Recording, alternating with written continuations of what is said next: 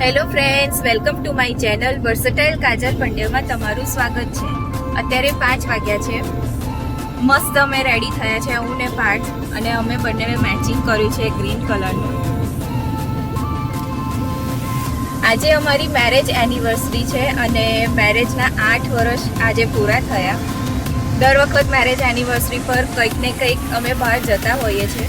આ વખત કોઈ જ પ્લાન નહોતો, બસ વિચાર્યું કે ચલો કંઈક જઈએ, કંઈક પ્લાન કરીએ. તો એક પ્લેસ, બહુ સરસ પ્લેસ અમને ઓનલાઈન મળી ગયું, બરોડા કયાક્સ, જે બહુ ફેમસ પ્લેસ છે અને નદી કિનારે આખું કેફે એ રીતનું બનાવ્યું છે અને ત્યાંનું ફૂડ બી બહુ ઓસમ છે.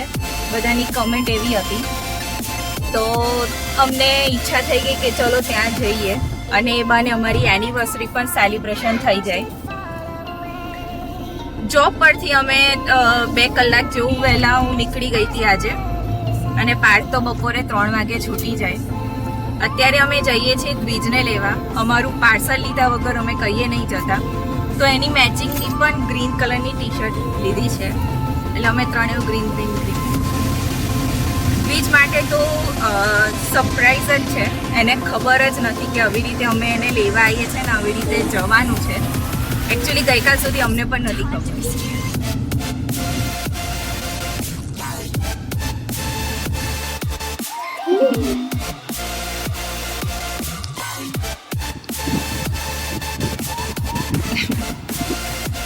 દ્વિજને અમે લઈ લીધો છે પપ્પાના ઘરેથી.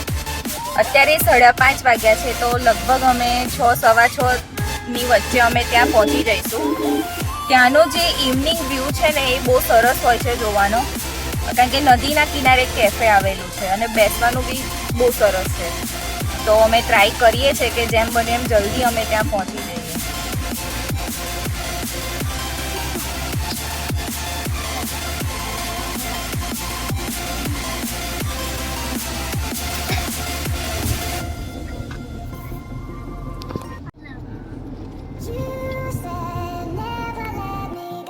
દ્વિજને બહુ ઉતાવળ લાગી છે ત્યાં જવા માટે, એટલે જ્યારે હોય ત્યારે પપ્પાને એવું જ કે સ્પીડમાં ચલાવો.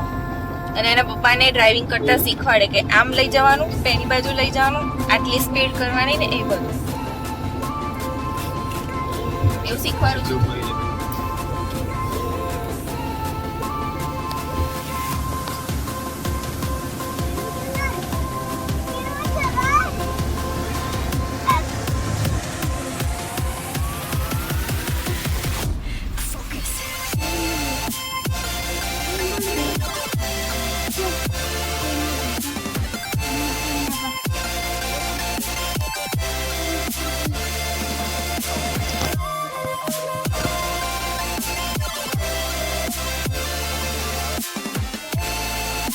બધા ગામ વચ્ચેથી આવવાનો રસ્તો છે.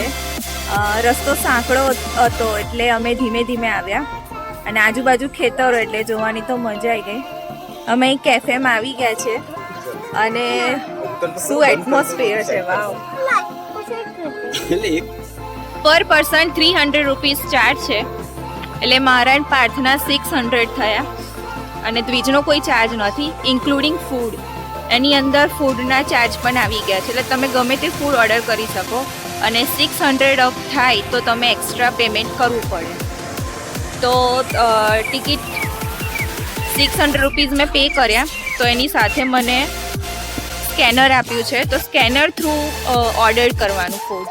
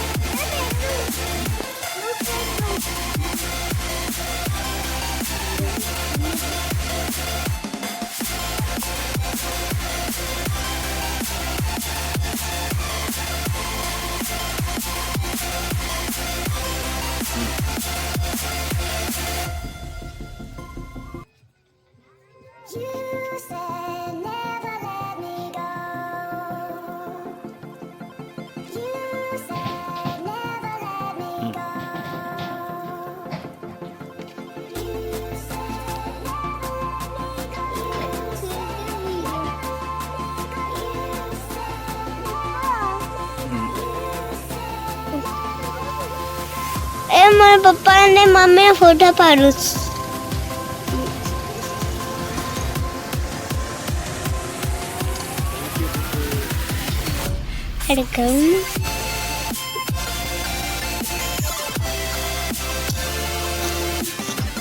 આ થઈ ગયા તા. જગ્યા તો બહુ જ સરસ છે અને પાછળ નદી છે અને શાંતિથી બેસવું હોય તો બેસવા માટેનું બી અરેન્જ કરેલું છે અને મોટું પ્રોજેક્ટર પણ છે. હવે રાત્રે અંધારું થશે એટલે લાઇટિંગ બી થશે અને પ્રોજેક્ટર પર મૂવી પણ ચાલશે. એકચ્યુઅલી આ કેફેનું નામ બહુ અળવિતરું છે એટલે બોલવામાં છે ને પ્રોબ્લેમ આવે. કેક્સ એ કેકસ કે પણ છે એકચ્યુઅલી એનું નામ કેક્સ, બરોડા કેક્સ. અત્યારે હું ને દ્વિજ બંને વાતો કરીએ છીએ શાંતિથી બેસીને. તે મને પૂછે છે કે તું નાની હતી તો શું કરતી હતી? નાની હતી તો કશું નહીં, સ્કૂલે જતી હતી. સ્કૂલેથી ઘરે, ઘરેથી સ્કૂલે. હોમવર્ક કરતી હતા. તું કરે છે હોમવર્ક? હા. ગપ્પા મારે છે, જુઠ્ઠું બોલે છે.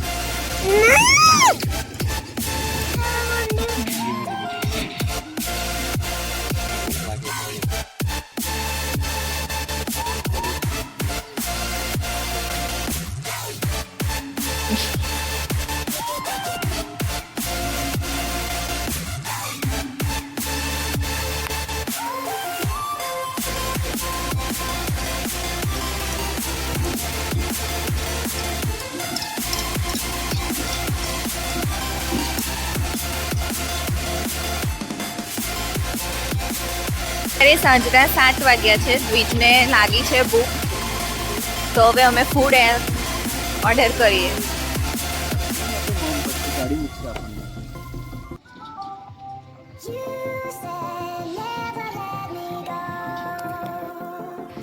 એકચ્યુઅલી આજે વર્કિંગ ડે છે એટલે બહુ ખાસ પબ્લિક નથી, એટલે ફિલિંગ્સ તો એવી જ આવે છે કે જાણે પ્રાઇવેટ કેફે અમે એનિવર્સરી માટે બુક કરાયા હોય ને એવું.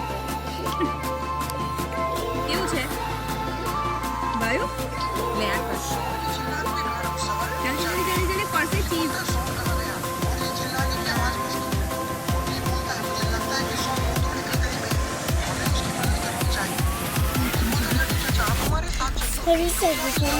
થઈ ગયું ને?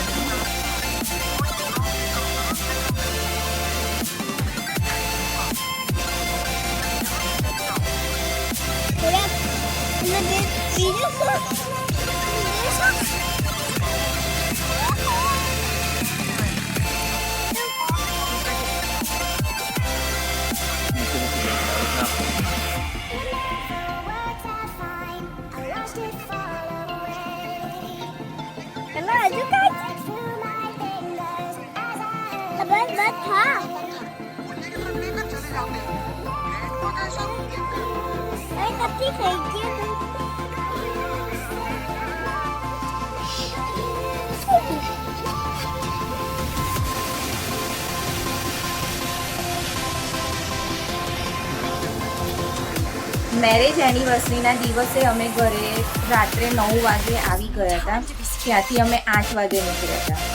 આણંદથી ત્યાં કેફે જવા માટે 1 કલાક તો થાય, બિકોઝ બધા ગામ વચ્ચેથી જવાનો રસ્તો છે અને રસ્તો બહુ સાંકડો છે એટલે ધીમે ધીમે જવું પડે.